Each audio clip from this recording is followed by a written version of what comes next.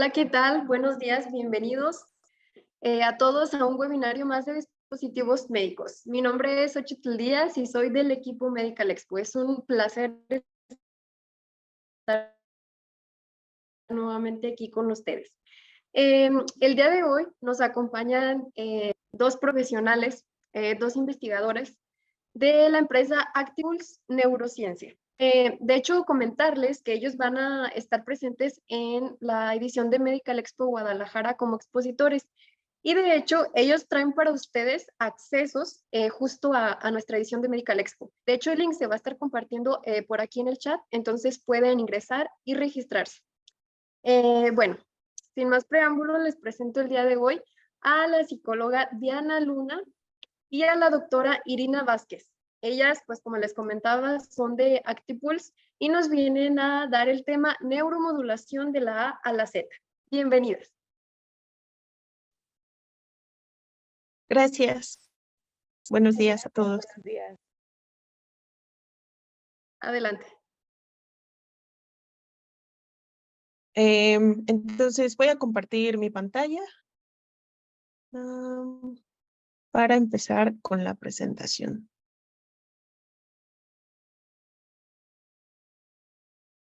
Ok. Ya la pueden ver todos, ¿verdad? Sí, muy bien. Sí, Perfecto. Pues buenos días a todos. Muchas gracias por acompañarnos hoy y por el interés que tienen en la ponencia de hoy. Mi nombre es Irina Vázquez, soy doctora en neurociencias y nos acompaña también la psicóloga Diana Luna, que va a estar con nosotros durante la sesión de preguntas. Hoy les voy a platicar, pues les voy a dar un resumen más bien de las técnicas de neuromodulación, y cómo es que se pueden utilizar en la clínica para tratar pues distintas patologías neurológicas. Antes de pasar de lleno a las técnicas como tal, pues vamos a empezar con la definición de neuromodulación. Según la Sociedad Internacional de Neuromodulación, pues esta se define como la rama de la ciencia, medicina, bioingeniería, que incluye tecnología implantable y no implantable, eléctrica o química, que tiene el fin de mejorar el funcionamiento y la calidad de vida de los seres humanos. Como pueden ver, pues esta definición es muy general. En realidad no especifica cómo es que va a mejorar ese funcionamiento o el efecto específico que se espera obtener al modificar ese sistema. Entonces, pues bueno, vamos a revisar un poquito más a detalle a qué nos referimos con modulación. La palabra modulación, en principio, pues nos puede sonar como aprender o apagar algo, o a activar o a desactivar algo, pero también se puede usar pues en varios contextos y dependiendo de ese contexto, a lo mejor la definición de modulación ya no va a ser esta que expliqué en un inicio, sino que va a variar un poquito. Por ejemplo, si hay una persona que está muy emocionada, muy excitada por alguna situación y nosotros le pedimos que se module, le estamos pidiendo que disminuya ese estado de excitación. Si pasa lo contrario y estamos con una persona que pues está en un estado tal vez pues de baja energía, sin movimiento, acostada, y le pedimos que se module, entonces en ese caso pues le estamos pidiendo que regrese a un estado pues de mayor actividad o de mayor excitación, ¿no? Entonces, en estas dos situaciones, la palabra modulación no hace tanto referencia a apagar, más bien a activar o desactivar algo, sino a restaurar un estado. Y entonces aquí tenemos que en el contexto en el que vamos a trabajar hoy, la palabra modulación va a referirse a restablecer la homeostasis de un sistema, en este caso neuromodulación, pues del sistema nervioso a través de la energía física, a través de energía física. Antes de empezar con las técnicas, también les quiero platicar un poquito sobre la historia de la neuromodulación, desde cuándo se utiliza esta técnica como terapia, ¿no? Vamos a ver entonces que es una técnica que se ha utilizado desde hace muchísimo, muchísimo tiempo. Los primeros registros pues están fechados en el 3000 antes de Cristo y se ven aquí descritos o sí, descritos pues en una piedra, ¿no? Creo que esta piedra las encontraron, son piedras mesopotámicas y está aquí em, la imagen de un pez torpedo. ¿Cómo utilizaban el pez torpedo para aplicar neuromodulación? Bueno, pues esta es otra imagen del 350 antes de Cristo, que ilustra que la energía del pez torpedo se utilizaba para tratar diversos males. Aquí en la imagen que está del lado B, pues pueden ver que prácticamente ponían el pez torpedo sobre la cabeza de la persona, tal vez para tratar el dolor de cabeza, ¿no? Y del otro lado vemos a una persona que está metiendo su piecito en una cubeta en donde se encuentra el pez torpedo y aquí pues tal vez le están tratando de ayudar con algún dolor articular o algo así. Entonces era una técnica pues que se utilizaba realmente para tratar sobre todo el dolor, por ejemplo, ¿no? Sin embargo, pues estas personas o estos registros no muestran que haya habido un conocimiento más allá de que, bueno, ayudaba con el dolor, pero no necesariamente que supieran qué mecanismos o cómo es que la electricidad del pez torpedo ayudaba a manejar ese dolor. Hasta que, bueno, pasaron muchísimos, muchísimos años y en 1773 llega John Hunter, que era un médico escocés, y pues se le ocurrió investigar más sobre la anatomía de este pez torpedo y pues para ver qué era lo que estaba pasando que generaba, ¿no? Esta electricidad o este campo eléctrico que ayudaba a las personas. Entonces, pues lo que hizo John Hunter fueron unos experimentos, disecó el pez, lo abrió para ver qué había dentro e identificó unos órganos específicos que eran como una especie de baterías que pues guardaban energía. Y cuando el pez descargaba esas baterías, pues generaba una descarga eléctrica. Aquí pueden ver la publicación original en donde John Hunter describió estas observaciones y pues al final esas fueron sus conclusiones, ¿no? Esto era lo que estaba, ocasionando estas descargas eléctricas.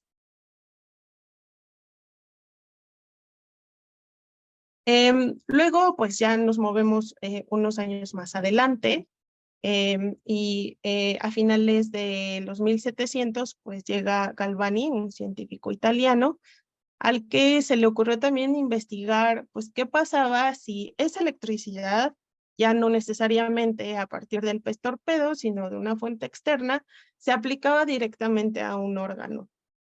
En este caso, pues, sus experimentos se basaron en aplicar electricidad a las ancas de la ranita y lo que observó fue que pues las ancas se movían, ¿no? Por la contracción muscular.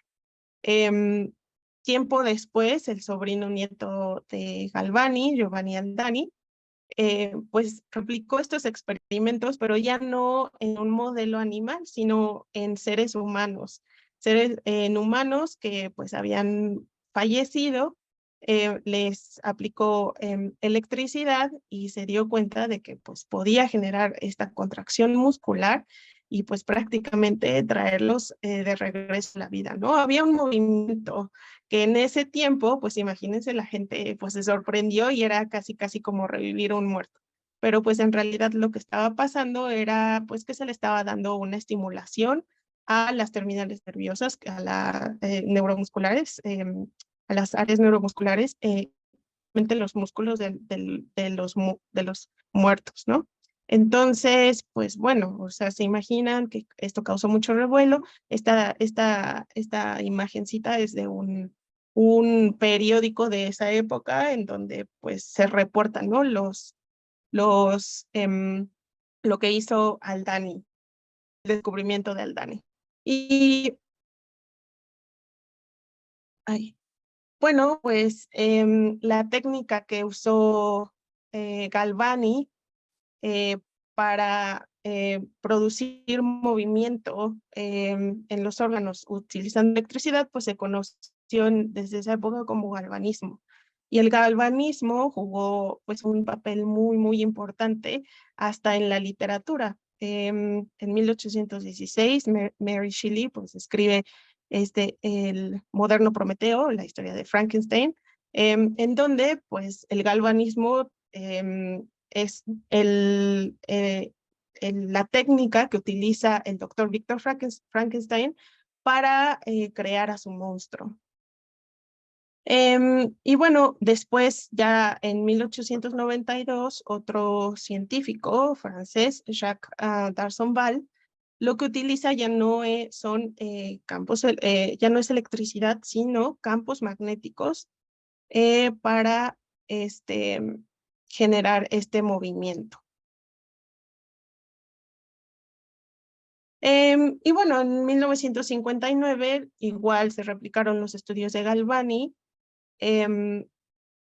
pero con un campo magnético. O sea, se tenía todavía la patita de la rana, pero ya no se le aplicaba electricidad, sino directamente se estimulaba el nervio con un campo magnético.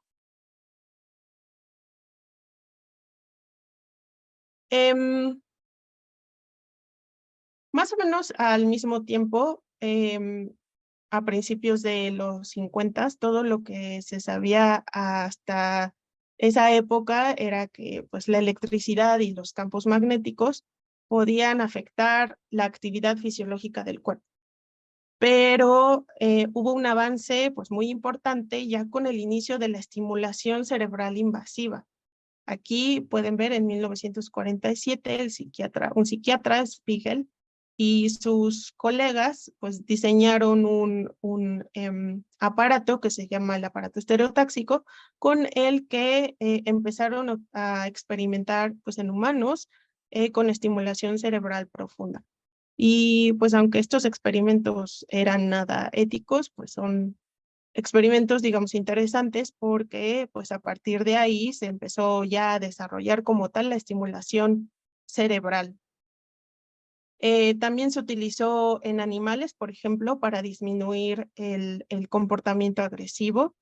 Y pues ahora llegamos a la actualidad en donde la estimulación magnética transcraneal es la técnica de neuromodulación más utilizada y con más evidencia científica que sustenta su eficacia en el tratamiento de enfermedades como la depresión, el trastorno obsesivo compulsivo, la ansiedad y pues bueno, como coadyuvante en el tratamiento para tabaquismo. Aquí les presento los años en los que se aprobó esta técnica, la estimulación magnética transcraneal por la FDA para todas estas patologías. Pues ya que conocimos un poquito de cómo se desarrolló la neuromodulación, las técnicas, vamos a ver cuáles son los tipos de neuromodulación. Se pueden dividir a las técnicas de neuromodulación dependiendo de si son invasivas o no invasivas y también dependiendo del tipo pues, de energía que utilizan, ¿no? Eléctrica, aquí campos magnéticos, otro tipo de energía como ultrasonido. Y pues de las principales invasivas tenemos la estimulación del nervio vago, estimulación, terapia electroconvulsiva y de las no invasivas, pues de la que vamos a platicar hoy, va a ser de la estimulación magnética transcraneal.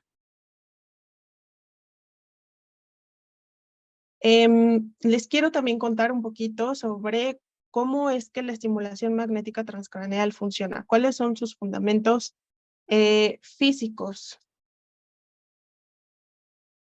La estimulación magnética transcraneal, pues es una técnica, como dice aquí, no invasiva, no duele, que permite generar electricidad dentro del cerebro a través de un campo magnético. ¿Cómo es que se logra esto?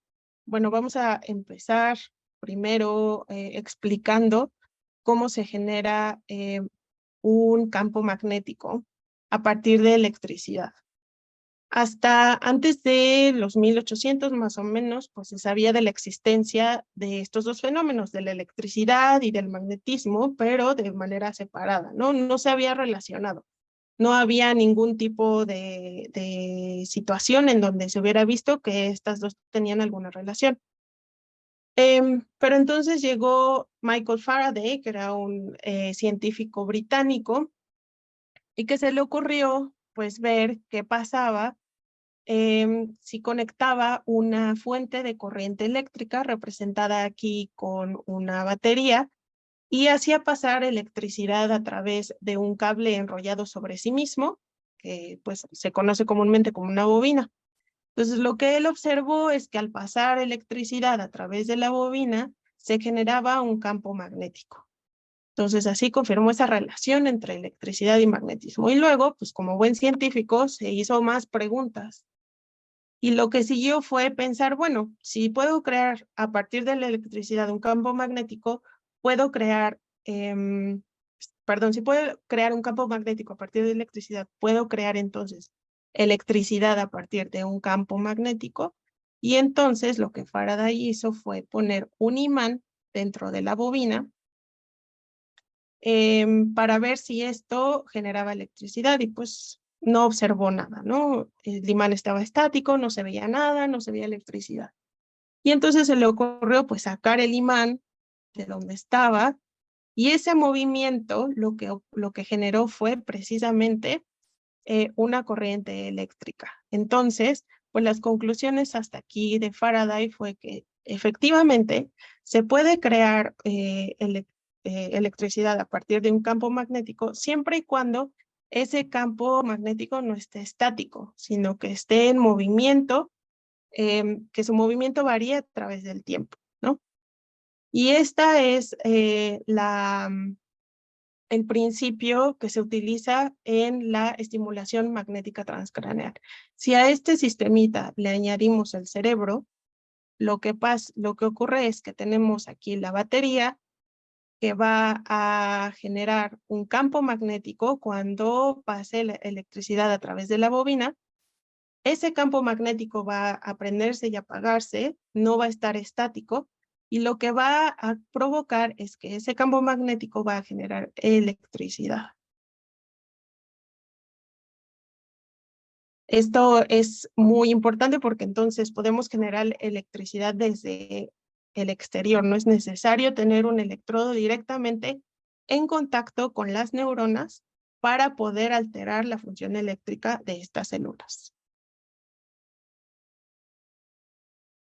Y bueno, ¿cuáles son entonces los efectos de la estimulación magnética transcraneal? ¿Cómo se ve esto en un cerebro? ¿Qué es lo que pasa? Ya vimos cuáles son los fundamentos físicos, pero ¿qué es lo que pasa en el cerebro cuando se aplica la estimulación magnética? Bueno, pues esta puede tener un efecto excitatorio o inhibitorio y va a depender del patrón y de la frecuencia de la estimulación magnética. La frecuencia cuando es alta generalmente la estimulación se favorece una estimulación excitatoria, mientras que cuando la frecuencia es baja se favorece una estimulación inhibitoria.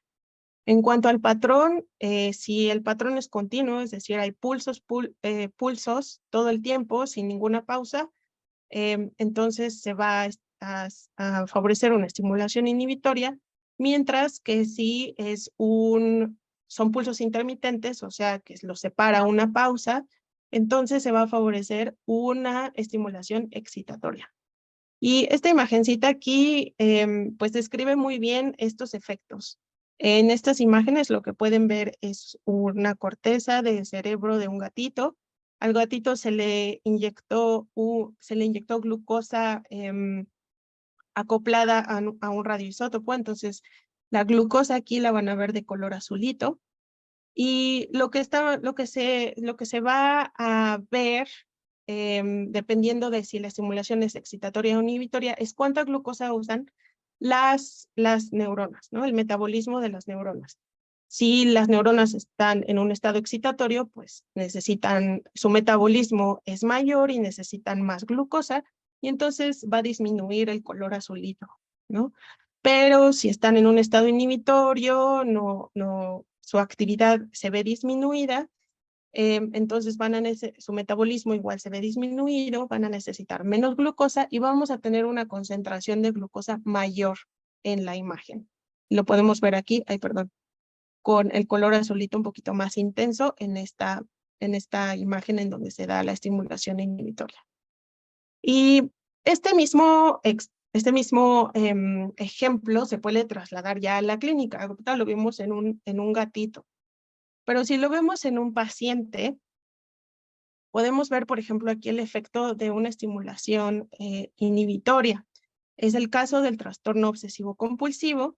Se sabe que en el cerebro de los pacientes con este trastorno, pues tiene una actividad, sobre todo en el área frontal, más alta de lo normal. Y cuando se le aplica una estimulación inhibitoria, pues vemos esa actividad disminuida. El mismo caso para una estimulación excitatoria, ahora vamos a verlo en un paciente con depresión. Sabemos que en los pacientes con depresión la actividad se ve disminuida, sobre todo en el área prefrontal dorsolateral izquierda. Se le aplica una estimulación excitatoria y pues esa actividad se restaura. Se ve una mayor actividad en el área en donde antes se veía disminuida. Y bueno, esta idea de que la estimulación magnética puede ser excitatoria o inhibitoria es un poquito reduccionista porque es muy sencillo, no nada más explicarla así, sino también diseñar los protocolos, o sea, con esta idea de excitación e inhibición, diseñar los protocolos para los pacientes, ¿no? Dependiendo de su patología. Pero pues todos sabemos que el cerebro es un órgano muy, muy complejo y por lo tanto los efectos que tiene la estimulación también son muy complejos. Podemos ver que la estimulación magnética transcraneal pues tiene efectos a nivel molecular, celular, de circuitos y sistémicos. A nivel molecular hay un incremento en la liberación de ciertos neurotransmisores. A nivel celular hay inhibición de muerte celular y en algunos modelos animales se ve, por ejemplo, también neurogénesis en algunas zonas del cerebro. Se ven también cambios a nivel de plasticidad cerebral. Es importante también saber que estos cambios pues, pueden ser cambios inmediatos o cambios a mediano y largo plazo. Los inmediatos generalmente no son de interés clínico, es más bien los efectos a mediano y largo plazo en los que estamos interesados. Por eso los protocolos de estimulación, pues la mayoría duran pues entre 20 y 30 días, son sesiones consecutivas, y para poder alcanzar esos efectos no deseados que se necesitan. Y bueno, pues ahora ya nada más les voy a platicar rapidísimo de en qué patología se ha utilizado con éxito la estimulación magnética transcraneal. El primer caso pues es el de depresión. De hecho, les mostré que la FDA tiene aprobada la MT para depresión, para el tratamiento de depresión. Y pues varios estudios clínicos, metaanálisis, en donde se recoge, pues se hace un resumen, digamos, de los estudios clínicos y de sus resultados, pues concluyen que efectivamente la estimulación magnética transcraneal tiene un efecto significativo sobre los síntomas de depresión. Y bueno, ¿cuáles son los resultados esperados en pacientes con depresión? Este estudio lo hicieron en Actipus hace un tiempo, y aquí pues se aplicaron el protocolo que aplica Actipus a personas con trastorno depresivo mayor. Y para evaluar los efectos, pues lo que hicieron fue aplicarles una batería de pruebas antes y después de recibir el protocolo de estimulación. Entonces, aquí podemos ver que fueron 5 pruebas las que se les aplicaron, que evalúan pues distintos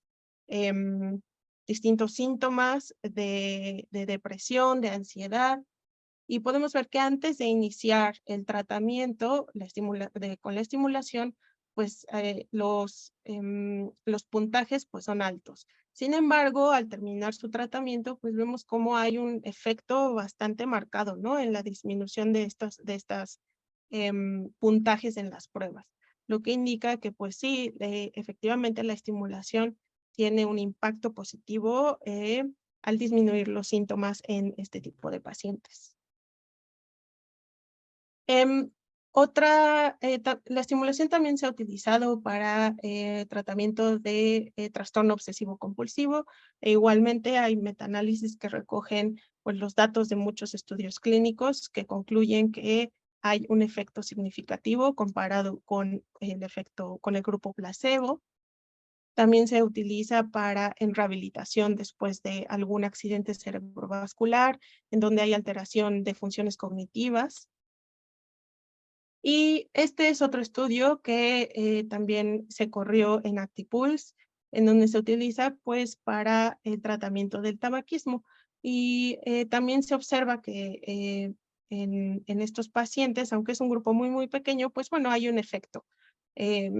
Antes y después a la semana 7 se ve pues que prácticamente todos los pacientes dejaron de fumar.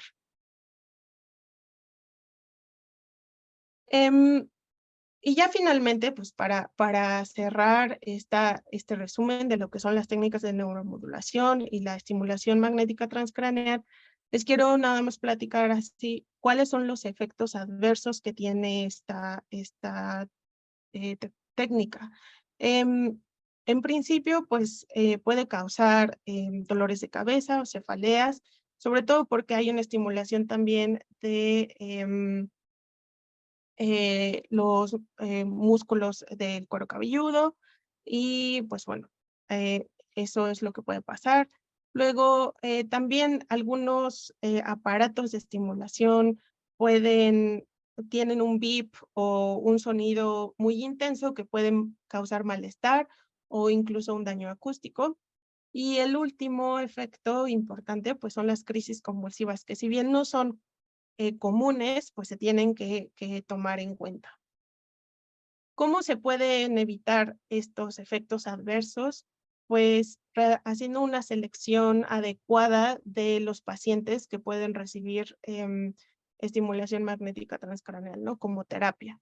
Entonces, por ejemplo, si hay un paciente con epilepsia, pues obviamente se sabe que tiene esos focos epilépticos que son muy sensibles a cualquier estímulo y si se le da un estímulo a través de la EMT, pues se va a activar esos focos y se va a causar una crisis convulsiva. Entonces, definitivamente, bueno, pacientes con epilepsia hay que considerar eso y pensar que no es una técnica segura en estos pacientes.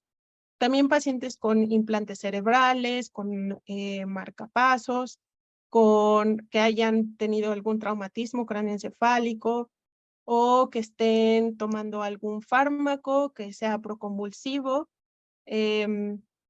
y que hayan recientemente pasado por una neurocirugía. Y en cuanto al embarazo, pues bueno, solamente aquí tenemos que considerar que es una población de riesgo en general, ¿no? Es una población vulnerable y no hay estudios en donde se indique la seguridad de aplicar estimulación magnética durante el embarazo. Entonces, pues ahí también tiene uno que considerar la seguridad del paciente. Y bueno, creo que esta es mi última diapositiva. Hasta aquí termino. Muchas gracias por su atención y dejamos abierto Diana y yo a preguntas del público. Hola, ¿qué tal? Buenos días. Antes de pasar a la ronda de preguntas, nos gustaría compartirles un video para que conozcan acerca de Actipulse Neuroscience, un poco acerca de esta historia que tenemos en el trabajo con estimulación magnética transcraneal. Entonces, si me podrían apoyar, por favor, compartiendo el video. Y posterior a esto, Actipulse pasamos a la ronda de Neuroscience es preguntas.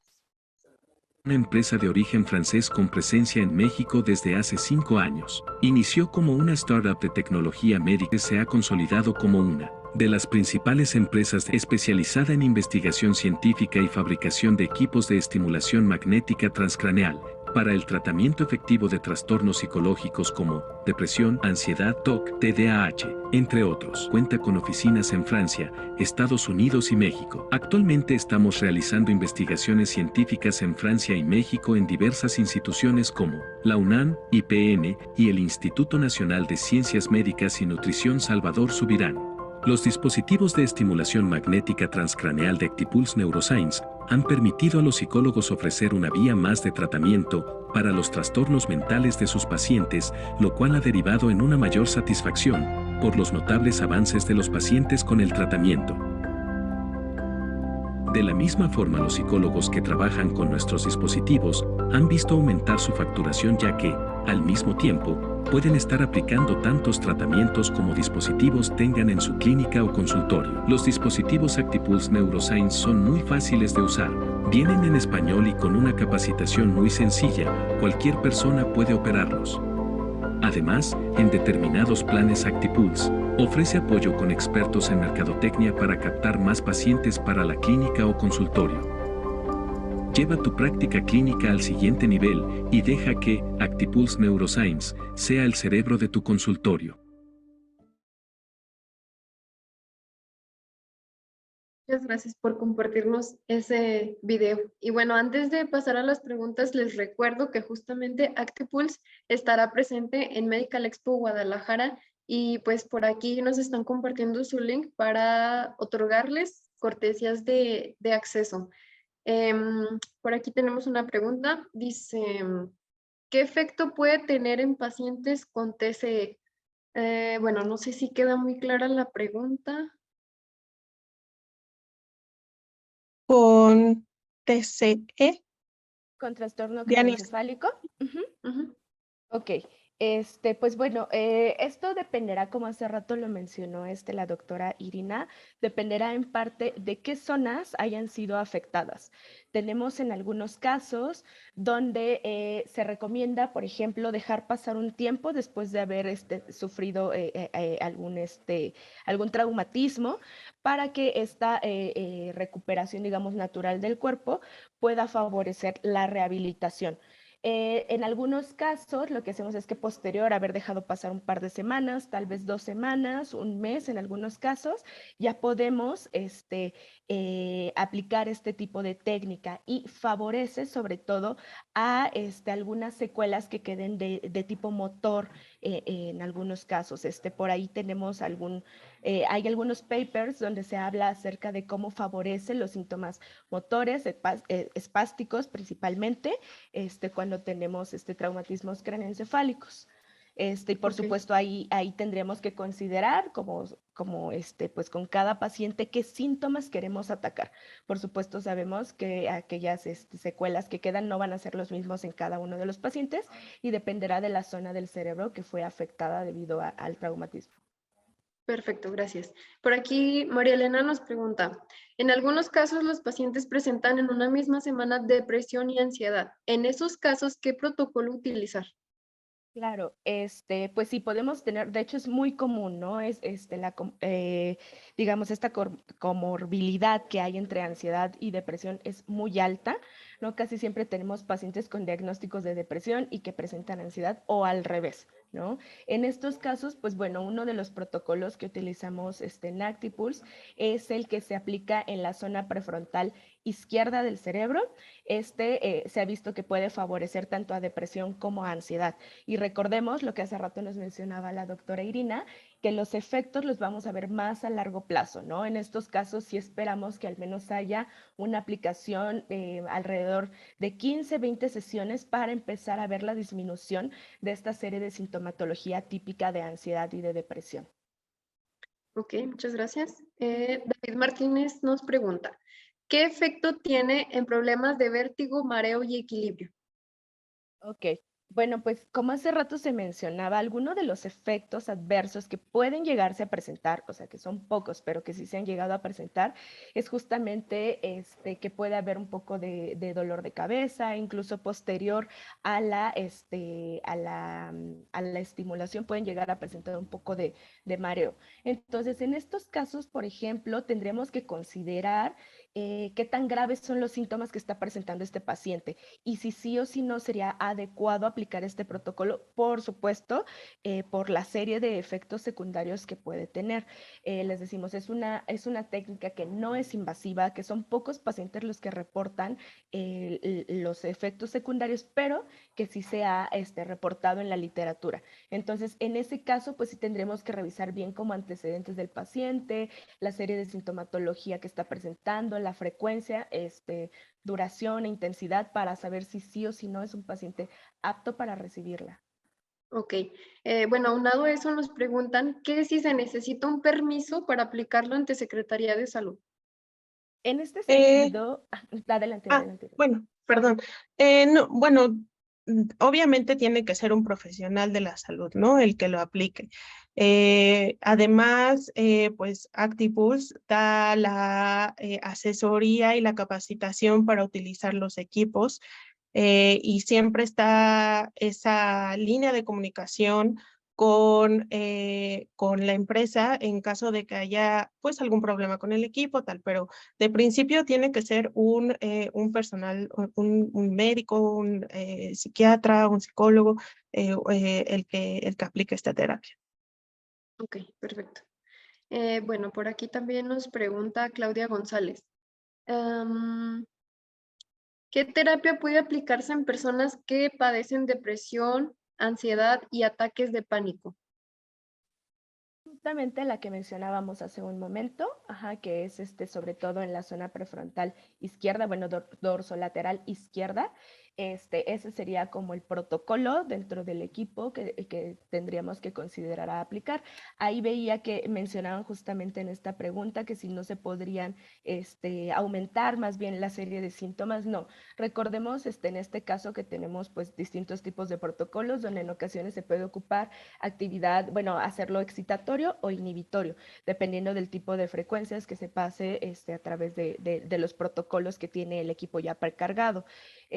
Lo que hemos visto es que sí hay una disminución de esta serie de sintomatología y por supuesto, para llevar este registro y conocer cómo estamos viendo la disminución o en algunos casos que pudiera aumentar, pues sí sería importante considerar hacer estas evaluaciones antes y después de haber recibido el tratamiento. Esto principalmente con escalas que se encarguen de valorar los síntomas ansiosos, los síntomas depresivos y pues que podamos tener una comparación antes y después de haber recibido el tratamiento.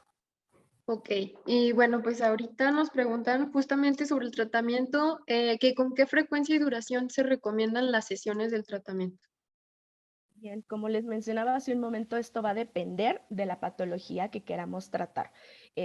Sí, y los efectos a largo plazo, como ya les mencionaba, son, bueno, más bien la estimulación a largo plazo, estamos hablando después de 2 o 3 semanas, es donde empezamos a ver ya cambios en la serie de sintomatología que queremos disminuir o aumentar, por ejemplo, ¿no? En el caso, por ejemplo, de pacientes que tienen depresión, pues, o sea, lo que estamos buscando es que disminuyan los síntomas depresivos y podamos favorecer, pues, que haya mayor actividad, por ejemplo, ¿no? A nivel cerebral. Entonces, pues sí, los efectos los podemos empezar a ver alrededor de los 20 días y va a ser distinto para cada patología. Incluso a veces hay diferencias entre cada paciente. Entonces, pues por eso es importante llevar este registro antes y después.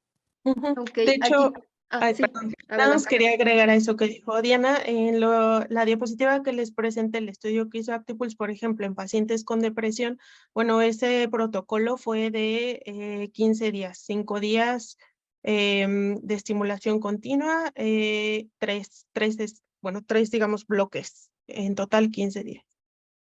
Ok, pues justo nos acaban de hacer una pregunta que considero que es muy importante. Dice que de qué edad, bueno, desde qué edad puede aplicarse.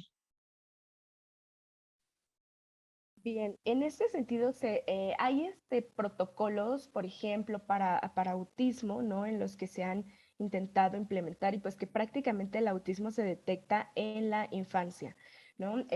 Aquí, pues bueno, tendríamos también que considerar, digamos, recordemos que en el autismo tenemos pues todo un, digamos, espectro, ¿no? De posibilidades de cómo pueden presentarte esta serie de síntomas asociados al autismo.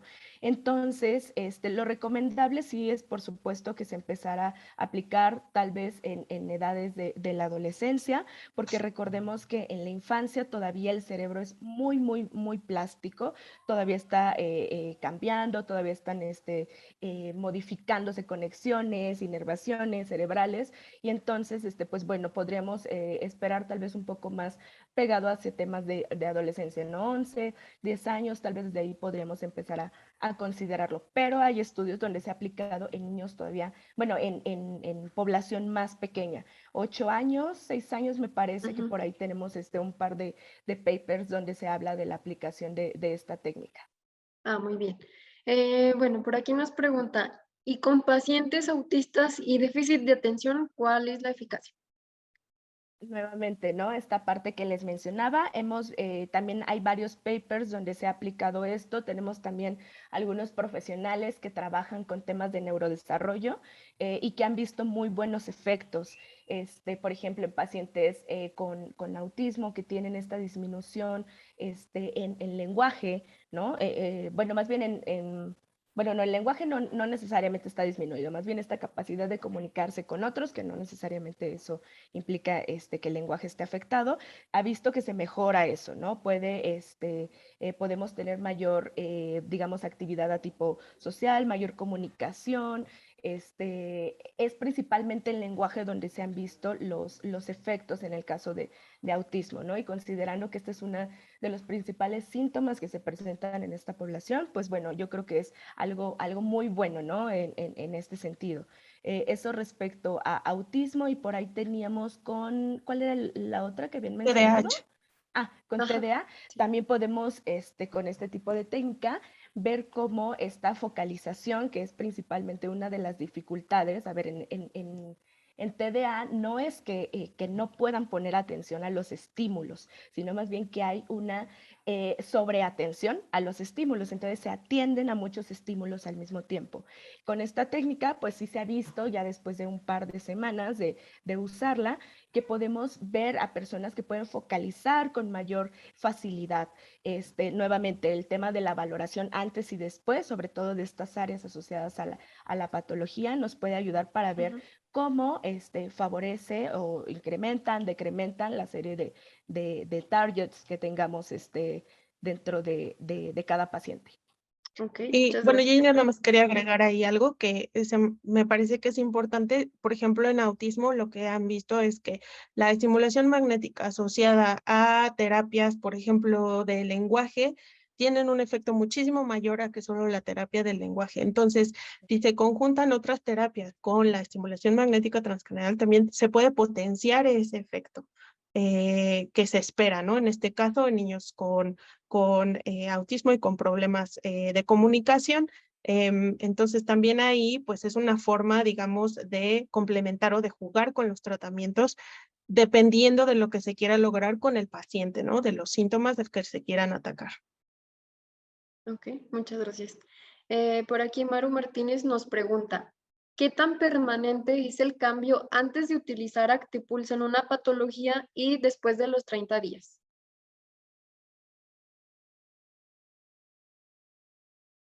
¿Menciona alguna patología en específico? No, no la menciona. Perdón, ¿podrían repetirme la pregunta? Es que estaba Ah, leyendo dice justo que otra que había llegado. qué tan permanente son los efectos Ujú. después de la Ah, estimulación magnética, después de un protocolo, digamos. Ok, sí. bueno, en este sentido, la experiencia que tenemos ahorita con pacientes que hemos tratado, que otros doctores, psicólogos que tienen el equipo, pues bueno, se ha visto que después más o menos de estas 20 sesiones, les repito, depende de cada patología, vemos estos cambios, pueden permanecer por un par de meses, pero va decrementando. Esto sí es una realidad que va decrementando. Entonces, pues bueno, muchos de estos doctores lo que han sugerido y lo que han implementado en esos casos es pues volver a sugerir que puedan volver a tomar las sesiones. Y pues bueno, hay muchos pacientes que han tomado esto, ¿no? Como de, bueno, la tomo por un tiempo, en cuanto yo note tal vez que vuelve a presentarse alguna serie de síntomas, volver a recurrir a este tipo de terapias. Ok.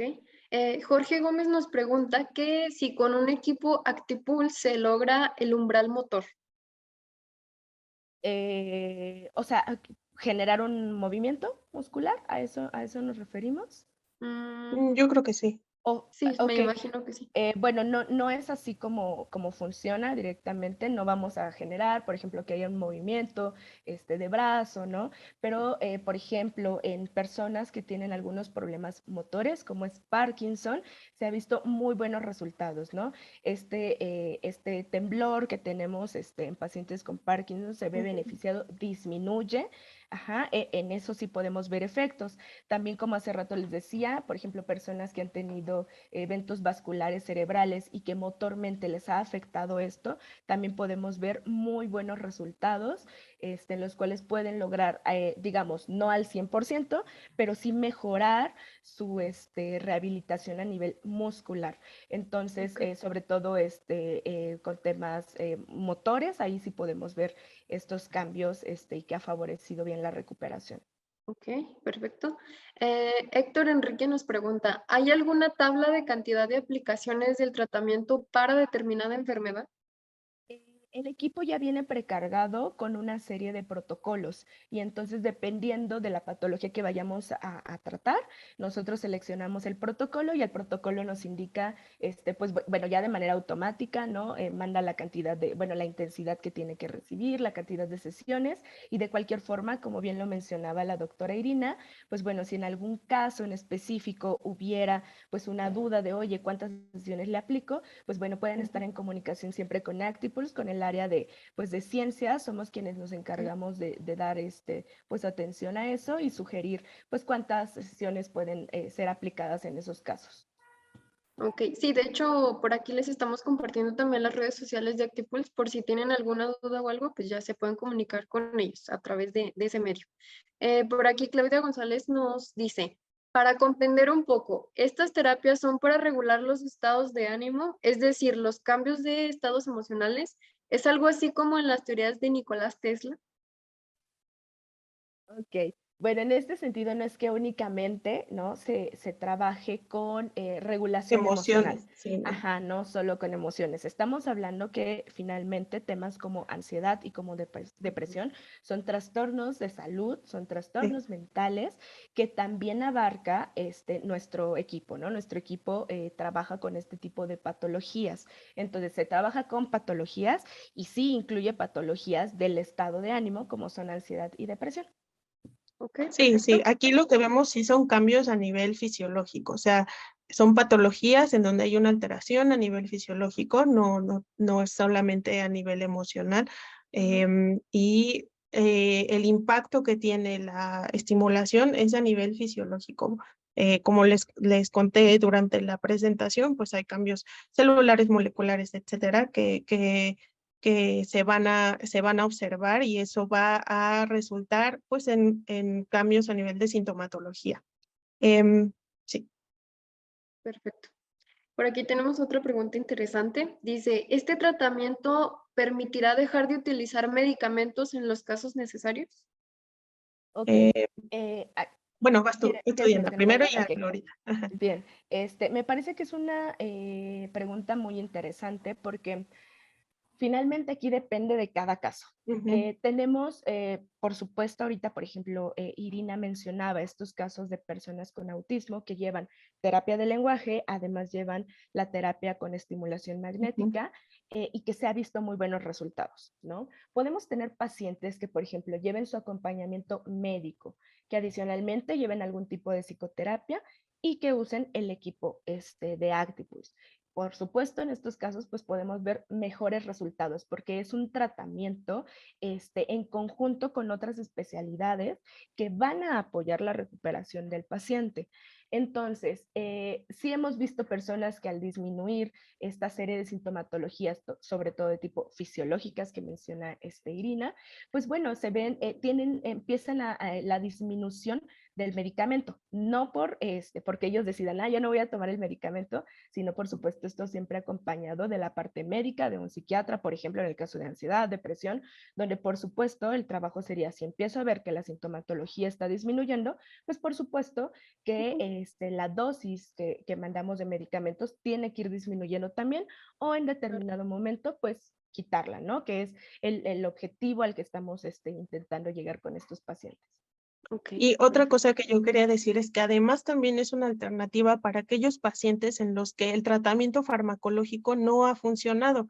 Por ejemplo, en pacientes con depresión resistente al tratamiento, ¿no? O sea, puede ser que estos pacientes ya hayan tenido pues varios episodios depresivos, hayan cambiado de medicamento varias veces y ninguno parece funcionarles. Entonces, bueno, esta es una opción, además del tratamiento farmacológico, para que en esos casos en los que ningún fármaco existente pues logra ayudarles con sus síntomas depresivos, pues está la opción de la estimulación magnética transcraneal, y en ese caso pues sí, definitivamente sería pues una forma de tratamiento distinta completamente al farmacológico, ¿no? Porque al final de cuentas no funciona en estos pacientes. Ok, perfecto. Bueno, la verdad es que tenemos todavía muchas preguntas, pero ya por el tiempo ya no nos va a ser posible que las respondan nuestras invitadas, pero pues les dejamos nuevamente aquí las redes sociales de Actipulse. También por aquí les estamos compartiendo el link para registrarse en Medical Expo cuarta edición que se llevará a cabo en Guadalajara 18 y 19 de mayo. Entonces, para que se registren, la verdad es que el registro es muy sencillo. Ponen su nombre, su apellido, su cargo, si son estudiantes, profesional de la salud, su correo electrónico y listo. ¿Algo que quieran mencionar ya para despedirnos? Pues yo nada más quiero agradecerles a todos por su atención, a Diana también, que nos acompañó para ayudarnos con las preguntas clínicas.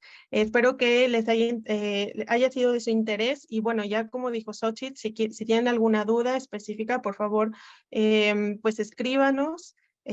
Nosotros tenemos la disponibilidad para platicarles más sobre el equipo, sobre los tratamientos, los protocolos, cualquier duda que tengan. Gracias. Diana. Pues nuevamente, ¿no? Reafirmando esto que mencionó la doctora Irina, estamos para servirles. Pueden comunicarse con nosotros a través de las redes sociales que ya les compartieron por ahí, y podemos atender esta serie de preguntas que todavía quedaron por ahí pendientes, ¿no? Entonces, con mucho gusto, por ahí podemos darles atención a las que no se hayan podido atender durante esta sesión. Gracias. Y bueno, rápidamente, por aquí preguntan que si el evento de Medical Expo es online. No, es totalmente presencial. Va a ser en el recinto Expo Guadalajara, aquí en Guadalajara, Jalisco. Actipulse va a estar presente como expositor, entonces también pueden ir para que conozcan pues mucho más a fondo sobre estos temas tan importantes para la salud. Y pues bueno, nos despedimos. Muchísimas gracias a ustedes, nuestras invitadas, a Actipulse y a todos nuestros asistentes a nombre de Medical Expo. Gracias.